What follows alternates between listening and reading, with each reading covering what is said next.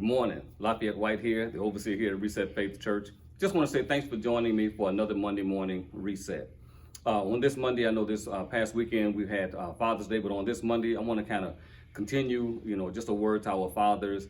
And as I continue this word to our fathers, man, I want to just say to you, happy Father's Day also. I know it's belated and I know it was yesterday, but happy Father's Day to all the fathers out there.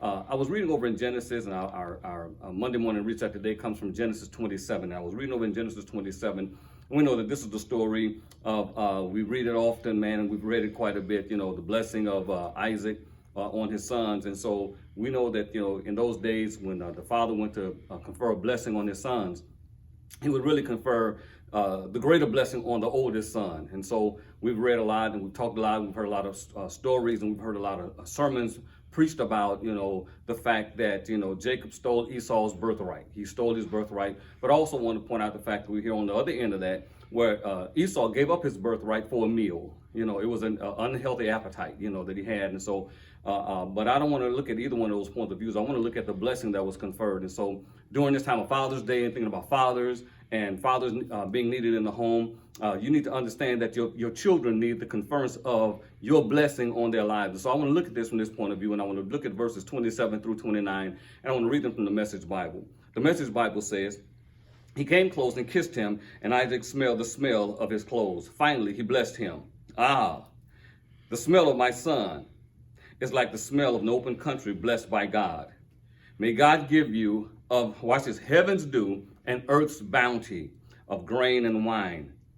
May people serve you and nations honor you." This is talking, he's speaking now this blessing over his son. This is the blessing he's speaking over his son. And while he's speaking this blessing over his son, he's believing and thinking that he's speaking this blessing over his son Esau, but really this is Isaac he's speaking this blessing over. In verse 29, he says this, "You will master your brothers, and your mother's sons will honor you. Those who curse you will be cursed, and those who bless you will be blessed." Then Isaac said, "Come close, son, and kiss me." When I looked at this, I looked up the word blessed. This word blessed means to speak well of or to praise someone. To bless or to be the best of our abilities. It is incumbent upon us as fathers to the best of our abilities to adequately communicate to our children blessings over them.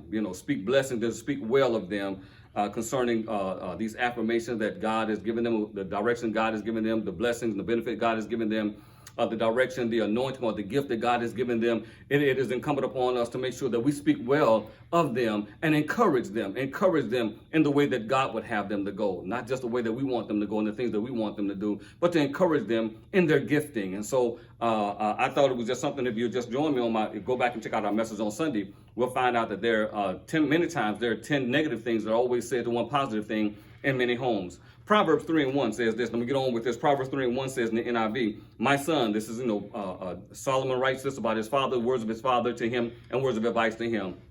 And he says, "My son, do not forget my teaching, but keep my commandments in your heart. For they, my commands, my teaching, my words, for they will prolong your life many years and bring you peace and prosperity." To get to it, here's our reset moment.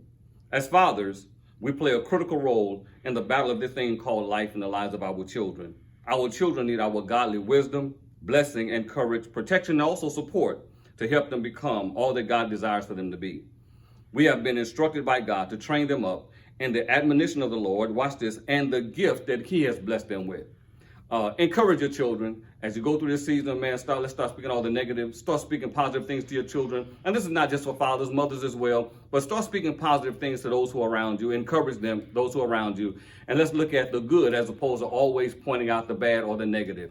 Well, I pray this blesses you because, again, understand as fathers, your children and those around you, they need your blessing and they're waiting on the blessing of their fathers. Until next week, till next time, stay blessed. Keep living the reset life. Look forward to seeing you again real soon. God bless.